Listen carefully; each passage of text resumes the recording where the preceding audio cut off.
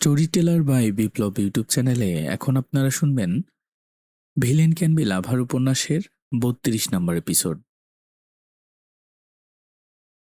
স্বভাবতই নারীদের মন কৌতূহলে ভরা, এলিজাবেথও এর ব্যতিক্রম নয়।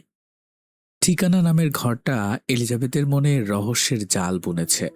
ঘরের ভেতরে কি আছে সেই চিন্তায় মন আনচান করছে, কিন্তু ঘরের দরজার সামনে দুটো বিশাল তালা, প্রবেশের উপায় নেই। তার উপর মেয়েরা সবসময় এলিজাবেথের উপর নজর রাখে। এই কারণেই ঘরের ভেতরে ঢোকার সাহস বা সুযোগ কোনোটাই পাচ্ছে না এলিজাবেথ। তবু কৌতূহলের জ্বালায় সকাল থেকে ঘুরঘুর করছে সে ঘরটার আশেপাশে, যেন একটু ফাঁক পেলেই ঢুকে পড়বে সেই রহস্যময় ঘরে। হঠাৎ এলিজাবেথ ভারী পায়ের শব্দ শুনে ঘাড় ঘুরিয়ে তাকায়। পিছনে তাকাতেই সর্বাঙ্গ শিউরে উঠল। রিচার্ডের রক্তলাল চোখে আগুন হয়ে জ্বলছে। সেই দৃষ্টির ঝাঁঝে এক মুহূর্তেই এলিজাবেথের ভেতর শুকিয়ে এলো। রিচার্ডের মুখের অবস্থা এতটাই ভয়ঙ্কর যে ওকে স্বাভাবিক মনে হয় অনুভূত হচ্ছে না। ভয়ে এলিজাবেথ দৌড়ে নিজের রুমের দিকে ছোটে, তবে দরজার সম্পূর্ণ বন্ধ করার আগেই রিচার্ড তার দুহাত দিয়ে দরজার ফাঁকে ঢুকিয়ে দেয়। চোখের দৃষ্টি যেন এলিজাবেথকে মুহূর্তে ভস্ম করে দেবে। ভয়ে এলিজাবেথের ঠোঁট ভেঙে আসে, থরথর করে কাঁপতে থাকে গরম।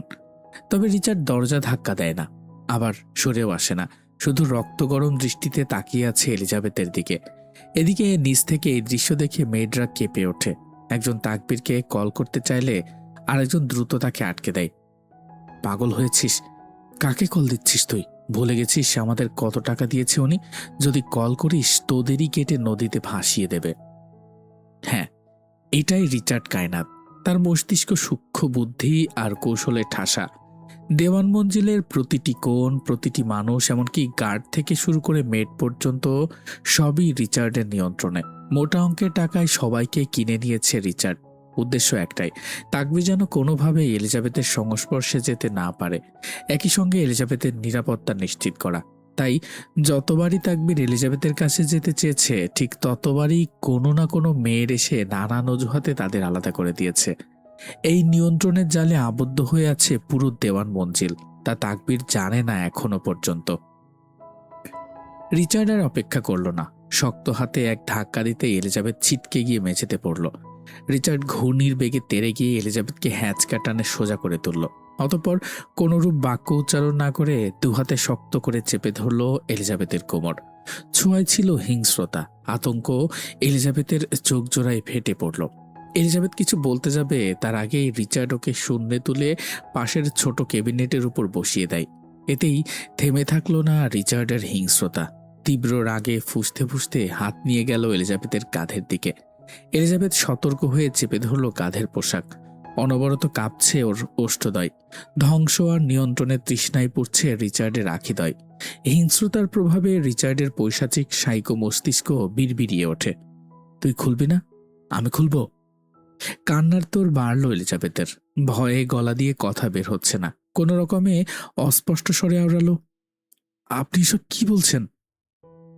এলিজাবেথের কথা আদেও রিচার্ডের কানে গেল কিনা তা বোঝা গেল না।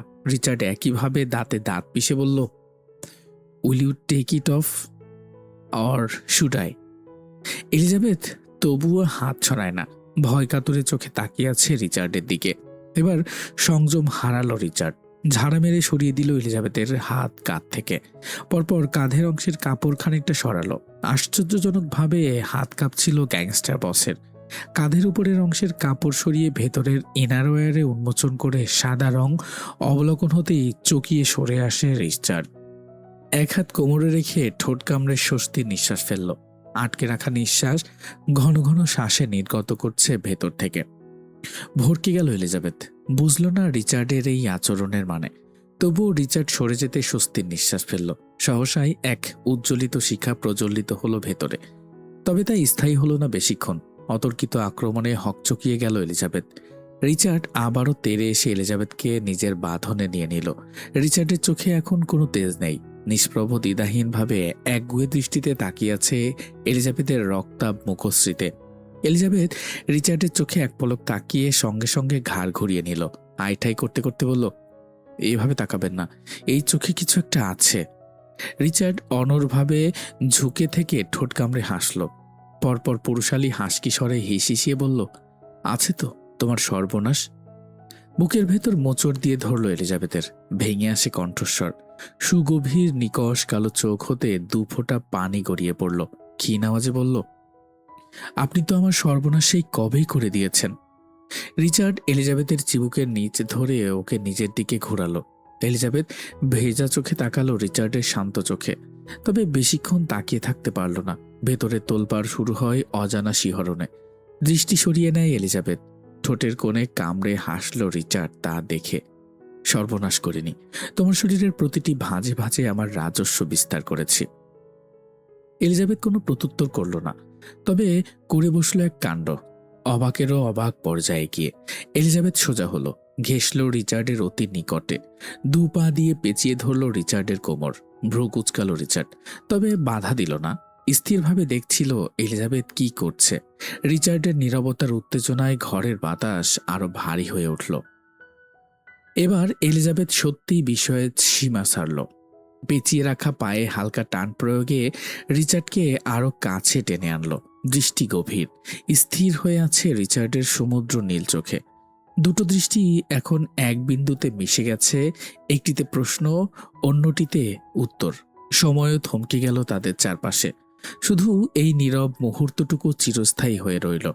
রিচার্ড যখনই রিচার্ডের কোমরের উদ্দেশ্যে হাত বাড়াবে তখনই ভেসে এলো রিচার্ডের সরুস্বর, আমি নিরস্ত্র রে। ইঁদুরের গর্তে কি কেউ অস্ত্র নিয়ে যায়? গর্ত তো এমনিতেই ছোট। ভরকে গেল এলিজাবেথ। ধরা পড়ে সঙ্গে সঙ্গে পেঁচানো পা আলগা করে দূরে সরে আসলো রিচার্ডের কাছ থেকে। তুষ্ট হাসল রিচার্ড। আচানক এলিজাবেথকে টানে নিজের কাছে নিয়ে এসে শরীরের সাথে লেপ্টে শূন্য তুলে নিল। চমকে গেল এলিজাবেথ। ধরিয়ে ধরল রিচার্ডের গলা। রিচার্ড বেডের দিকে যেতে যেতে ভারী কণ্ঠে বলল, এখন আমার মুড এসে গিয়েছে। নিজের সর্বনাশ ডেকে আনলে বোকা পাখি। কেঁপে উঠল এলিজাবেথ। রিচার্ডের গলা ছেড়ে দিয়ে ওর কলার চেপে ধরে তেজ দেখিয়ে বলতে লাগলো, ছেড়ে দিন বলছি, অসভ্য লোক একটা। আমি কিন্তু আমার শ্বশুরকে ডাকবো। ছাড়ল না রিচার্ড বেডের নিকট না যাওয়া পর্যন্ত। হেঁটে গন্তব্যে পৌঁছেই ছুঁড়ে ফেললো এলিজাবেথকে বেডে। কোনোই আঘাত পেলেও এলিজাবেথ হঠাৎ ফেলে দেয়াতে রিচার্ডও লাফিয়ে পড়ল এলিজাবেথের উপর। এলিজাবেথ কিছু বুঝে ওঠার আগেই ছেড়ে দিল শরীরের অর্ধেক ভার এলিজাবেথের উপর। কুটিল হাতে চেপে ধরল এলিজাবেথের দুটি হাত। পরপর মাথার উপর নিয়ে বিছানার সাথে চেপে ধরল। কণ্ঠে ফিরে এলো সেই তেজ। মুখে খুব বলি ফুটেছে না, শ্বশুর বাড়ি মনে করি সেটা। তোর শ্বশুর বাড়িতেই আজ মধুচন্দ্রিমা পালন করব। রিচার্ডের চোখে অদ্ভুত এক মিশ্রণ, উত্তেজনা আর গভীর শাসনের। এলিজাবেথ তবুও নির্ভীক, যদিও ভেতরে কোথাও অশান্তির ঢেউ। আকস্মিক রিচার্ড মুখ ডুবিয়ে দিল এলিজাবেথের কণ্ঠের নিম্নাংশে। কেঁপে উঠল এলিজাবেথের অভ্যন্তর। ঠেলে ঠুলে রিচার্ডকে সরাতে চাইলেও 1 ইঞ্চি সরাতেও সফল হয় না এলিজাবেথ। পাতলা চামড়ায় তীক্ষ্ণ দাঁতের কামড়ে ব্যথায় কার্নিশ বেয়ে স্রোত বইল। রিচার্ডের আক্রমণ থামে না, থামল না হাতের অবাধ্য বিচরণ। হঠাৎ রিচার্ড এলিজাবেথের পেটের পাতলা চামড়ায় শক্ত করে চেপে ধরল। ব্যথার তীব্রতায় এলিজাবেথ কুকড়ে উঠল। মুখ দিয়ে বেরিয়ে এলো অস্ফুট শব্দ। সেই শব্দে রিচার্ডের ঠোঁটে এক নির্দয় হাসি ফুটে উঠল। Just the way baby. চাপা গলায় ফিসফিস করল রিচার্ড। ঘন নিঃশ্বাসের মাঝে গলদেশে উত্তাপ নিবারণে লিপ্ত থাকা অবস্থায় এলিজাবেথ শত চেষ্টা করেও মুক্ত হতে পারল না। রিচার্ডের বাঁধন এতটাই কঠিন। বিষণ্ণতায় ডুবে গেল অন্তঃকরণ। গলদেশ পুড়ে যাচ্ছে। রিচার্ড সফল হয় ওর ছোঁয়ায় এলিজাবেথকে কাবু করতে। এলিজাবেথ স্থির হয়ে গেল। তবে যখনই এলিজাবেথ স্থির হলো তখনই রিচার্ড মুখ তুলল। অতি ভারী শ্বাস ফেলতে লাগলো। You you take me so good red. চোখ মুখ কুচকে মুখ ফিরিয়ে নিল এলিজাবেথ। আকস্মিক রিচার্ড দন্ত বসিয়ে দিল এলিজাবেথের গলার বনে। এলিজাবেথ চেঁচিয়ে ওঠার আগে রিচার্ড হাত দিয়ে মুখ চেপে ধরল এলিজাবেথের। টুকরে কেঁদে উঠল এলিজাবেথ ব্যথায়। রিচার্ড এলিজাবেথের নাকের ডগায় নাক ঘষতে ঘষতে নেশালো স্বরে শুধালো, তো এলিজান, দেখলাম গুগলে ডার্ক রোমান্স লিখে অনেক সার্চ হচ্ছে। এবার এক ঝলক দেখানো যাক রিয়েল লাইফের ডার্ক রোমান্স কাকে বলে। এটা তো জাস্ট ডেমো ছিল রেড, আসলটা এখনো বাকি। ব্যথা ভুলে চমকে উঠল এলিজাবেথ।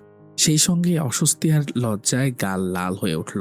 সত্যি তো, গতরাতে একটা রিলস দেখে কৌতূহলী হয়ে সার্চ করেছিল ডার্ক রোমান্স। কিন্তু রিচার্ড জানলো কিভাবে? রিচার্ড ধীরে ধীরে এলিজাবেথের মুখ থেকে হাত সরিয়ে নিল। সুযোগ পেতেই এলিজাবেথ গম্ভীর গলায় বলল, আপনি কি কি করে যান? কথা শেষ হওয়ার আগেই রিচার্ডের তর্জনী এলিজাবেথের ঠোঁটে ঠেকল। এক নরম অথচ শাসন ভরা স্বরে বলল, আমি সব জানি রেড, তোমার সব কিছু, একদম সব। এলিজাবেথ থমকে গেল। কিছুক্ষণ তাকিয়ে থেকে শুষ্ক ঢোক গিলে বলল, আপনি কি আমাকে স্টক করছেন?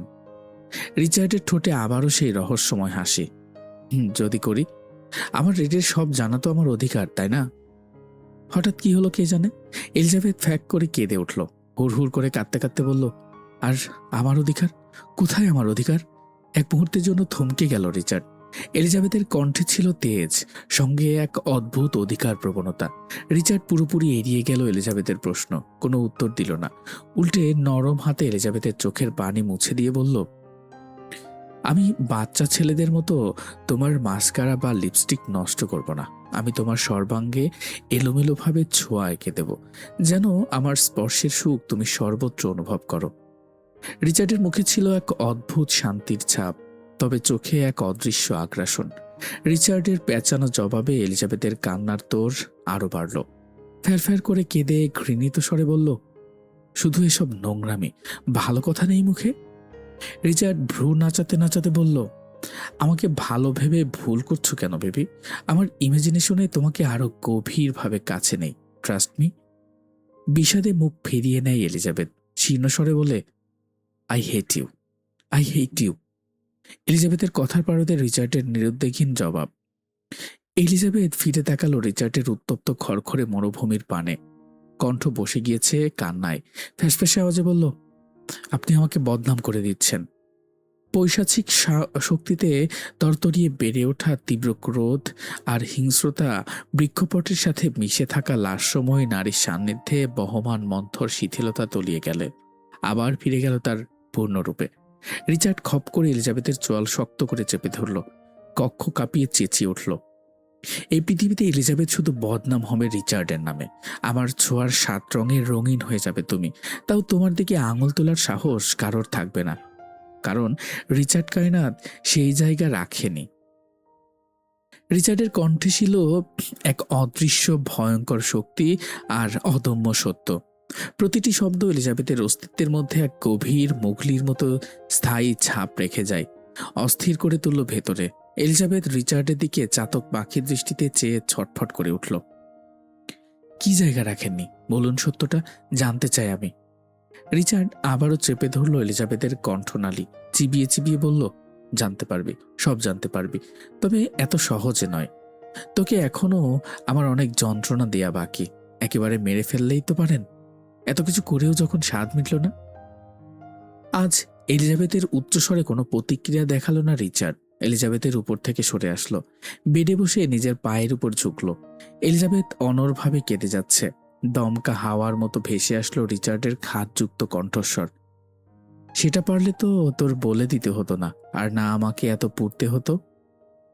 এলিজাবেথ কিছু বলে ওঠার আগে রিচার্ড দাঁড়িয়ে ওর পায়ের ঘামে চ্যাটচ্যাটে বিশ্রী গন্ধযুক্ত মোজা এলিজাবেথের মুখের উপর ছুঁড়ে মারল। নাকে এসে পড়তে এলিজাবেথের পেটের ভেতর নাড়া দিয়ে উঠল। মোজা মুখ থেকে নিয়ে ছুঁড়ে ফেলে দিল এলিজাবেথ। ছি, এসবের মানে কি? মানে তুই একটা মাথা মোটা। তাজ্জব বনে গেল এলিজাবেথ। হঠাৎ রিচার্ড শার্টের বোতামে হাত রাখতে এলিজাবেথ লাফ দিয়ে উঠে বিছানার এক কোণে গিয়ে চাদর দিয়ে ঢেকে ফেলল নিজেকে। রিচার্ড তেসরা নজরে চেয়ে নাক কুঁচকে গম্ভীর স্বরে বলল, আমি যদি এখন আমার শার্ট খুলি তবে এই খাটের থেকেও বেশি কাঁপবে তোমার হৃদয়। এটা এখন শক্ত রাখতে হবে, ভাঙতে দেয়া যাবে না। সামনে আমাদের জন্য অনেক কিছু অপেক্ষা করছে। এলিজাবেথ বিস্ময়ের চোখে চেয়ে অস্পষ্ট স্বরে আওড়ালো, আমাদের? এই মুহূর্তে এই প্রশ্নের জবাব দেওয়ার প্রয়োজন বোধ করল না রিচার্ড। গায়ে চাপানো পোশাকের কুচকানো ভাব ঠিক করে পা বাড়ায় দরজার দিকে। ভালোবাসা কোনো সাজিয়ে রাখার প্রদর্শনী নয়, মন প্রাণ উজাড় করে ভালোবাসা ঢেলে দিতে হয়। ভালোবাসার প্রকৃত স্বাদ তখনই পাওয়া যায় যখন তাকে মুক্ত করা হয়। লুকানো অনুভূতির কোনো মূল্য নেই। থমকে গেল রিচার্ডের পা, তবে পিছন ঘুরল না। গুরুগম্ভীর গলায় জবাব দিল, কেমন লাগবে তখন, যখন মুখে শতবার ভালোবাসি বলেও অন্তরে ছলনা পুষবে? ভালোবাসা কেবল শব্দে নয়, ভালোবাসা তার প্রকৃত রূপ পায় আগলে রাখার নিঃশর্ত স্পর্শে। এলিজাবেথ অস্থিরভাবে বিছানা থেকে নেমে রিচার্ডের দিকে গিয়ে দাঁড়ালো। তবু ওদের মাঝে খুব দূরত্ব।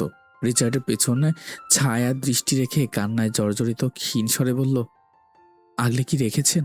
ছেড়ে দিয়েছেন তো অন্যের হাতে। এলিজাবেথের তীক্ষ্ণ প্রশ্নের জবাবে রিচার্ড এক মুহূর্ত থামল। ঠোঁটের কোণে অদ্ভুত এক হাসি ফুটে উঠল। পরপর গভীর কণ্ঠে বলল, রিচার্ড কাইনাত কখনো নিজের জিনিস ছেড়ে দেয় না। দূরে রাখলেও সেটা তারই থাকে। আর যদি হয় শখের জিনিস, তবে আমি উন্মাদ সেখানেই। থেমে বলল, খোলা চুলে মেয়েদের সৌন্দর্য 10 গুণ বৃদ্ধি পেলেও পরপুরুষের সামনে তা খোলা রাখা হারাম। তেমনি ভুল সময়ে ভালোবাসা প্রকাশ করাও শুধু অপূর্ণ নয়, সম্পর্কের জন্য ক্ষতি হতে পারে। বুকের ভেতর চাপা উত্তেজনা নিয়ে এলিজাবেথ এগিয়ে গেল 2 কদম। কিছু বলতে যাবে তার আগেই শোনা গেল রিচার্ডের অবাক করা কোমল স্বর, এলি যান। থমকে দাঁড়ালো এলিজাবেথ। বুকের ভেতরের চাপ দ্বিগুণ হয়ে উঠল। তবুও শান্ত গলায় বলল, হুম। এতটুকুই যথেষ্ট ছিল। রিচার্ড আর কোনো জবাবের অপেক্ষা না করে লম্বা লম্বা কদম ফেলে চলে গেল। এলিজাবেথ অপলক চেয়ে দাঁড়িয়ে রইল। রিচার্ড দৃষ্টিসীমানার বাইরে চলে যেতেই হঠাৎ করে বাঁকা হাসল। পরপর সেই হাসি ক্ষণিকেই রূপান্তর হলো রহস্যময় হাসিতে। চোয়াল শক্ত করে দৃঢ় স্বরে বিড়বিড় করল, আপনার যা করার ছিল তা আপনি করেছেন। আমাকে যা করতে হবে তা এখন আমি করব। আরন, এরিক, আসমান, ভিক্টর এবং তাকোয়া, এই 5 জন দক্ষ এজেন্ট নিয়ে তৈরি হয় সোয়াট টিম। এদের মধ্যে 4 জন পুরুষ এবং 1 জন নারী। এই টিমের নেতৃত্বে রয়েছে এরিক। জন্মসূত্রে কোরিয়ান হলেও এরিকের বেড়ে ওঠা, পড়াশোনা এবং জীবনের সব অভিজ্ঞতা আমেরিকাতেই। বর্তমানে এরিক একজন দক্ষ আমেরিকান নাগরিক। এরিকের কোরিয়ান নাম কিম জিহা। কোরিয়ান বংশোদ্ভূত হওয়ায় এরিকের গায়ের রং দুধের মতো ফর্সা এবং অসাধারণ উচ্চতায়ও খুবই আকর্ষণীয়। এরিকের চৌকস ব্যক্তিত্ব এবং নেতৃত্বের গুণ তাকে টিমের এক অনন্য সম্পদে পরিণত করেছে। এরিক দক্ষতার সঙ্গে এই টিমকে পরিচালনা করবে এই মিশনে। আর ওর অন্যতম সহযোগী হবে প্রেম। প্রেম ডিরেকশন এবং প্রয়োজনীয় তথ্য সরবরাহ করে এরিককে সহায়তা করবে। তবে প্রথম সাক্ষাতে প্রেম ও এরিকের মাঝে একটি অদ্ভুত দূরত্ব লক্ষ্য করা যায়। এতেই ধারণা করা যায় তাদের মধ্যে রয়েছে ব্যক্তিত্বের ভিন্নতা, যেটা তাদের সম্পর্কটি এত সহজ করে তুলবে না। বাংলাদেশ সোয়াট কার্যালয়ে এই মুহূর্তে অবস্থান করছে আরন, আসমান এবং তাকোয়া। টিমের বাকি 2 সদস্য এরিক এবং ভিক্টর অন্য কাজে ব্যস্ত থাকলেও তাদের পরিকল্পনা স্পষ্ট। এই টিমে এরিক বাদে সবাই আমেরিকান, তবে প্রতিটি সদস্যের দক্ষতা আর বৈশিষ্ট্য টিমটি অনন্য। ভিক্টর টিমের মধ্যে আইটি এক্সপার্ট, আর তার দক্ষ হাতের ছোঁয়ায় যে কোনো প্রযুক্তিগত সমস্যার সমাধান নিমিষেই হয়ে যায়। আসমান, যার শরীর একটু ভারী হলেও ছুরি চালনায় অতুলনীয়। আসমানের প্রতিটি আঘাত নিশ্চিত এবং নির্ভুল। আরন, যার নিশানা কখনো মিস হয় না। বন্দুক আরনের হাতে এক জাদুকরী অস্ত্র। এরিক এই টিমের চালিকা শক্তি। এরিকের সূক্ষ্ম বুদ্ধিমত্তা আর তীক্ষ্ণ বিশ্লেষণ ক্ষমতা টিমকে সবসময় সঠিক পথে পরিচালিত করে। তবে তাকোয়া এই টিমের সবচেয়ে চমকপ্রদ একজন সদস্য। 5 ফুট 6 ইঞ্চের উচ্চতার সোনালী দীপ্তিতে আলোকিত এই নারী যেন ভুবনমোহিনী এক রূপকথার চরিত্র। তাকোয়ার সৌন্দর্য এতটাই মায়াবী যে কেউ সহজেই ওকে বিপজ্জনক করবে না। ভাবতেই পারে না সে এত ডেঞ্জারাস কাজে যুক্ত। তবে তাকোয়া শুধু রূপে নয়, গুণেও অনন্য। হিপনোটিজমে তাকোয়ার দক্ষতা এমন যে ও মুহূর্তেই শত্রুকে বশ করতে পারে। টিমের অন্যরা মজা করে বলে, তাকোয়ার সৌন্দর্যই তার সবচেয়ে বড় অস্ত্র। তাকোয়ার গায়ের রং সোনার মতো উজ্জ্বল, চুলে আর ব্যক্তিত্বে এমন দীপ্তি যে তাকোয়াকে দেখে মনে হয় পৃথিবীর কোনো অপূর্ণতা তার মাঝে নেই। এবার এই 5 জনের সম্মিলিত প্রচেষ্টায় শুরু হবে এক গুপ্ত রহস্য উন্মোচনের অভিযান, যেখানে দক্ষতা, বুদ্ধি আর সাহসের চূড়ান্ত পরীক্ষা হবে। তাকোয়া তার ডেস্কে বসে মনোযোগ দিয়ে কাজ করছে, কিন্তু মাঝে মাঝে চোখ চলে যাচ্ছে ডেস্কের সামনে, যেখানে তাকবীর বসে আছে অনেকক্ষণ ধরে চুপচাপ মাথা নিচু করে। তাকবীর এ পর্যন্ত একবারও তাকোয়ার দিকে ফিরেও তাকায়নি। ব্যাপারটাই একটু অবাক হলেও মুখে কিছু বলল না তাকোয়া। নিজের কাজেই মনোযোগ রাখার চেষ্টা করছে, কিন্তু মনে মনে চলছে এক অদৃশ্য খেলা। তাকবীরও নড়ছে না, তাকোয়াও নিজের অবস্থান বদলাচ্ছে না, যেন দুজনেই একে অপরের ধৈর্যের পরীক্ষা নিচ্ছে। নীরবতার এই প্রতিযোগিতায় কে জিতবে তা বলা মুশকিল। এই যে মিস্টার, আপনার উকিল কখন আসবে? ধৈর্য পরীক্ষায় জিতল তাকবীর। তাকও আর চুপ থাকতে পারল না। তাকওয়ার কথা শুনে পাশের ডেস্ক থেকে ভ্রু কুঁচকিয়ে আসমান তাকালো তাকওয়ার দিকে। তাকবীর তপ্ত শ্বাস ফেলল, জবাব দিল, তবে তখনও দৃষ্টি উপরে নিল না। ট্রাফিকে ফেসে গিয়েছে। তাকওয়া এবার পূর্ণ দৃষ্টিতে দেখতে থাকলো তাকবীরকে। নিখুঁতভাবে পর্যবেক্ষণ করতে লাগলো তাকবীরের প্রতিটি ভঙ্গি, অবয়ব। শ্যামবর্ণ, যা তাদের কালচারে বরাবরই নস্যি বলে বিবেচিত। তবে আজ তাকবীরের উপস্থিতিতে তাকওয়ার সেই ধারণায় ধাক্কা দিল। তাকবীরের গায়ের রঙে নেই কোনো কৃত্রিম দীপ্তি, তবুও এক অদ্ভুত সম্মোহনী শক্তি আছে। তাকবীরের মুখের স্থিরতা, নত দৃষ্টি আর নির্লিপ্ত ভঙ্গিমা তাকওয়াকে অস্বস্তিতে ফেলেছে। তাকওয়া রিয়েলাইজ করলো সৌন্দর্যের সংজ্ঞা শুধু বাইরের চকচকে খোলসে সীমাবদ্ধ নয়। তাকবীরের মধ্যে লুকিয়ে আছে এমন কিছু যা তার সংস্কারের সমস্ত শিকড়কে প্রশ্নবিদ্ধ করে। এমন সম্মানীয় পেশায় থাকতেও ২ নম্বরি করতে লজ্জা লাগে না? তাকওয়ার তিক্ত স্বরে তাকবীর এতক্ষণে গিয়ে মাথা তুলল। তাকালো প্রথমবারের মতো তাকওয়ার দিকে, যে আগে থেকেই চেয়ারে পিঠ হেলিয়ে ঠোঁটের কোণে বক্র হাসি ঝুলিয়ে চেয়েছিল। ভুবনমোহিনী নারীর সৌন্দর্যের মুগ্ধতায় ডুবে যাওয়ার পরিবর্তে শক্ত হলো তাকবীরের চিবুক। রুষ্ট কণ্ঠে বলল, কি প্রমাণ আছে? আমি কালো ব্যবসার সাথে জড়িত? সামান্য এডিট করা কয়েকটা ভিডিওর উপর ভিত্তি করে আপনারা কাউকে দোষী সাব্যস্ত করতে পারেন না। তাকওয়া অবাক হওয়ার ভান ধরে বলল, ও তাই? তাহলে কি $16 মিলিয়ন আপনার বাপদাদার সম্পত্তি বিক্রি করে জমিয়েছিলেন? বিজনেস, বুঝেন বিজনেস? ৬টি দেশে আমার এক্সপোর্ট ইম্পোর্টের বিজনেস আছে। আশা করি এতটাও নির্বোধ নন যে এই বিজনেস সম্পর্কে ভেঙে ভেঙে বোঝাতে হবে। সোজা হয়ে বসল তাকওয়া। তাকবীরের শ্যামবর্ণে চেয়ে সরু গলায় বলল, পুলিশ প্রমাণে বিশ্বাসী। ফিসলে হাসল তাকবীর। অতপর ঘাড় বাঁকিয়ে দাঁতে দাঁত চেপে বলল, বিজনেসের সকল ডকুমেন্টস আমার পিএ নিয়ে আসছে। তারপর আপনাদের প্রমাণটাও আশা করি বাক্য ছাড়াই দিয়ে দিবেন। ললাটে ভাঁজ পড়ল তাকওয়ার। কিসের প্রমাণ? আমার ২ নম্বরি ব্যবসার সকল প্রমাণ। থমকে গেল তাকওয়া। তবুও অবয়বে তাকে বিচলিত হতে দেখা গেল না। সত্যি তাদের কাছে কোনো ভ্যালিড প্রমাণ নেই। শুধুমাত্র আজকের ভিডিও ক্লিপগুলোর উপর ভিত্তি করে তাকবীরকে ডাকা হয়েছে। হঠাৎ করেই চৈত্র মাসের হাওয়ায় ঝরে পড়া পাতার মতো উড়ে এসে কিছু প্রিন্টেড ছবি গিয়ে পড়ল তাকওয়ার মুখে। চারপাশে বিস্ময়ের এক চাপা গুঞ্জন বয়ে গেল। তাকওয়া মাথা ঝেড়ে গর্জে উঠে দাঁড়ালো, যেন মাটির গভীর থেকে উঠে আসা কোনো অগ্নিগিরি। তাকওয়ার অগ্নিদৃষ্টি সরাসরি গিয়ে পড়ল লারার মুখে। তাকওয়ার অগ্নিদৃষ্টির বিপরীতে লারার ঠোঁটে এক চেনা বাঁকা হাসি। Who the hell are you bitch? এই আস্তে, আওয়াজ নামিয়ে। লারা তর্জনী তুলে ধীরভাবে নিচে নামাতে নামাতে শাসিয়ে বলল। তাকওয়াও কম যায় না। দাঁতে দাঁত চেপে ডেস্ক থেকে বেরিয়ে সরাসরি লারার সামনে গিয়ে দাঁড়ালো। দুটি তীক্ষ্ণ দৃষ্টি একে অপরের উপর নিক্ষেপ করা। Girl of gangster James, right? বেশি লাফিও না শোনা। বাপের পাপের শাস্তি তোমাকে দিয়ে শুরু করব। খানিকটা অবাক হলো লারা, তবে দমল না। তেরে কিছু বলতে যাবে তখনই শোনা যায় কারোর ভারী কণ্ঠস্বর। What the hell is going on here? দরজার সামনে দাঁড়িয়ে আছে এরিক, চিবুকে গাম্ভীর্যের ছাপ। পাশে রয়েছে ভিক্টর। এরিককে দেখা মাত্রই তাকওয়া দূরে সরে গেল। এতক্ষণ ধরে নীরব দর্শক তাকবীরও এরিকের কণ্ঠস্বর শুনে পেছনে ঘুরল। তাকবীরের দৃষ্টি এরিকের চোখে পড়তেই এরিক তীক্ষ্ণভাবে তাকালো তাকবীরের দিকে। তাকবীর কিছুতেই বুঝে উঠতে পারল না প্রথম সাক্ষাতেই এরিকের এই দৃষ্টির মানে কি। এরিক এসে লারার সামনে দাঁড়ালো। লারা দম নিয়ে সোজাসুজি হয়ে দাঁড়ালো এরিকের। কি হচ্ছে এখানে? লারা ঠোঁট বাঁকিয়ে হেসে উত্তর দিল, ওটাই যেটা আপনারা করছেন। হোয়াট? এরিকের ভ্রু কুঁচকে উঠল।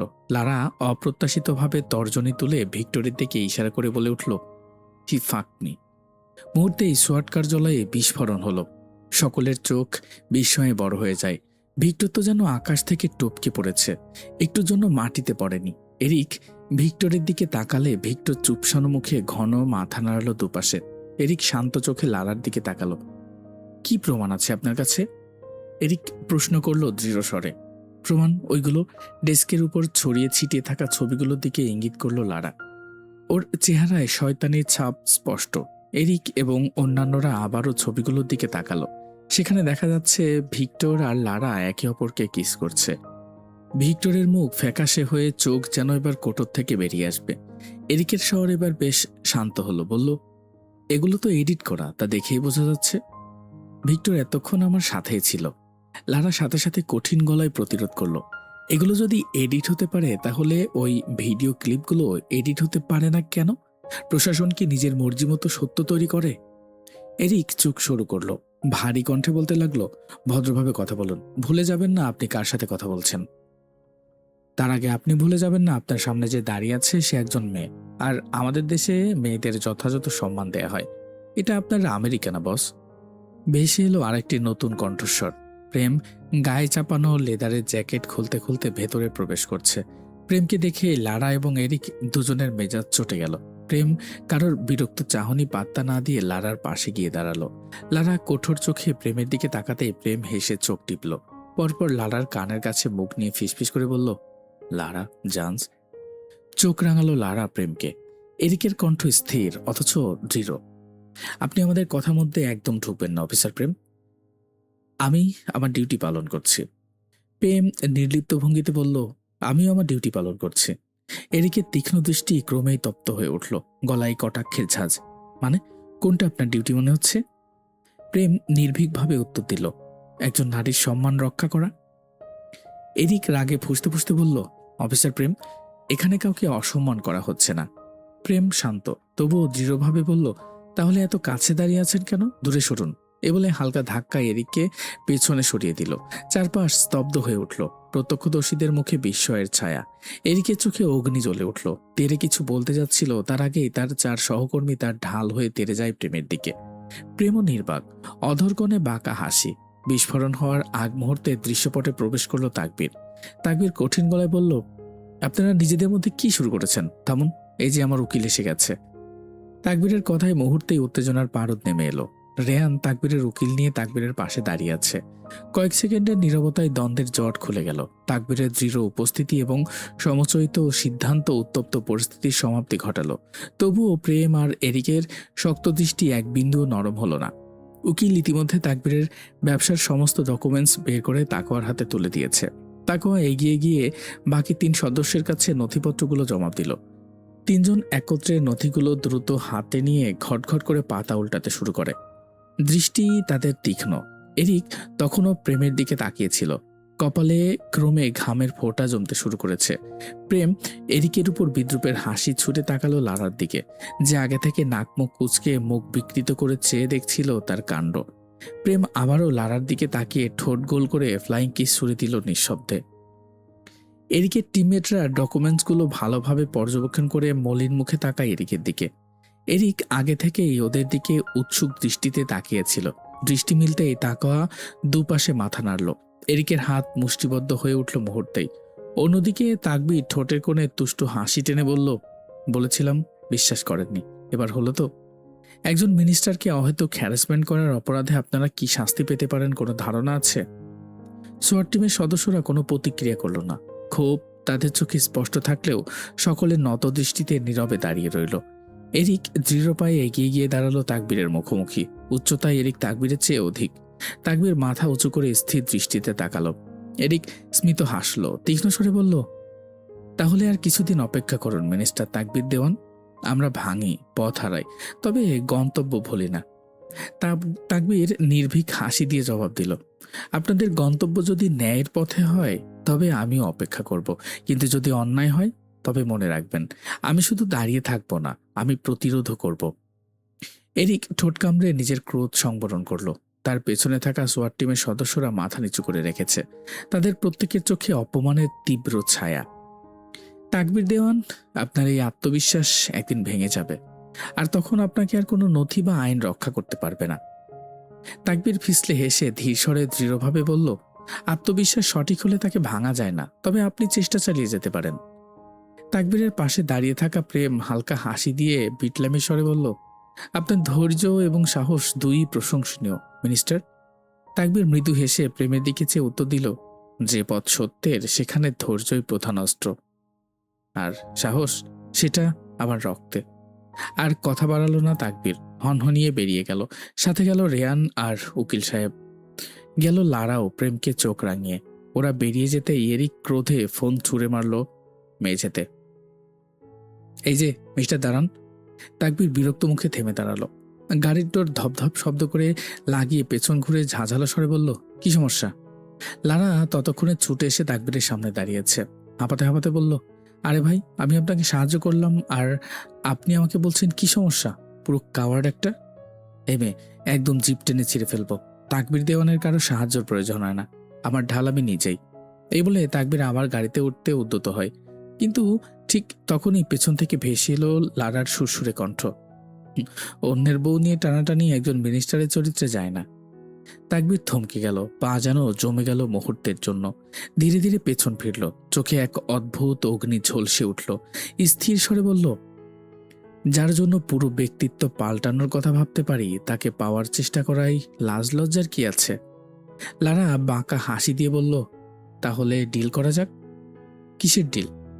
রিচার্ড আমার, এলিজাবেথ আপনার। I want him at any cost. আমরা দুজনেই এক পথের পথিক।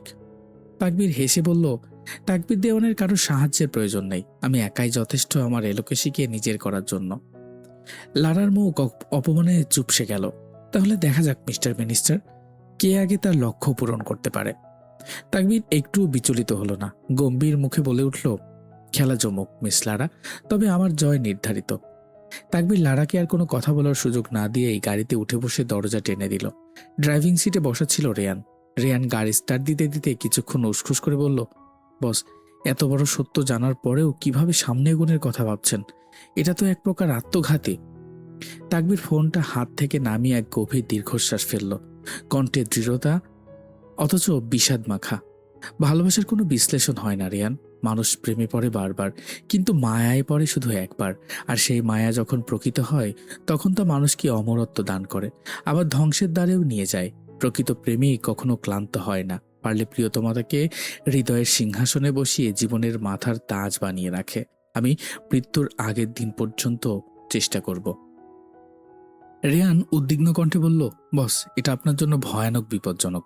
কোম্পানি থেকে একের পর এক হুমকি আসছে, আর ওই শালা গ্যাংস্টারও এখন আঠার মতো পেছনে লেগে আছে। এই মায়া আপনাকে ধ্বংস ছাড়া কিছুই দেবে না। তাকবীরের চোখে অদ্ভুত এক দীপ্তি জ্বলে উঠল, কণ্ঠে একান্ত অভিজ্ঞান। আমি জানি রিয়ান, আমি জানি যে বিস্ময় মায়ায় জড়িয়েছি, তার শেষ গন্তব্য ধ্বংস। মৃত্যু এখানে শুধু সময়ের অপেক্ষা। তবুও আমি অপরাগ, এই মায়া আমাকে বন্দি করে রেখেছে। তাকবীর এক মুহূর্ত থেমে দূরের দিকে তাকিয়ে আবার বলল, চোখের সামনে বারবার ভেসে ওঠে আমার নিজের পতনের দৃশ্য, ধ্বংসের প্রতিচ্ছবি আমাকে প্রতিদিন তাড়া করে। রেয়ান, তুমি কি কখনো নিজের ধ্বংস কল্পনা করেছ? আমি করেছি, জানি তা কতটা তীব্র, কতটা বেদনাদায়ক। তবুও এ মায়া থেকে বের হওয়ার শক্তি আমার নেই। হয়তো এটাই আমার নিয়তি, হয়তো এই মায়াই আমার জীবন, আর এই ধ্বংসই আমার চূড়ান্ত মুক্তি। রিয়ান আর কিছু বলল না। তাকবীর এক দৃষ্টিতে চেয়ে আছে বাইরে। উপন্যাসটা আপনাদের কাছে কেমন লাগছে তা কিন্তু অবশ্যই কমেন্টের মাধ্যমে জানিয়ে দিবেন। ভালো লাগলে বন্ধুদের সাথে শেয়ার করবেন। আর যদি এখনও চ্যানেলটা সাবস্ক্রাইব করে না থাকেন, তাহলে অবশ্যই চ্যানেলটা সাবস্ক্রাইব করবেন। আর হ্যাঁ, আপনাদের জন্য একটা বিশেষ সুখবর আছে।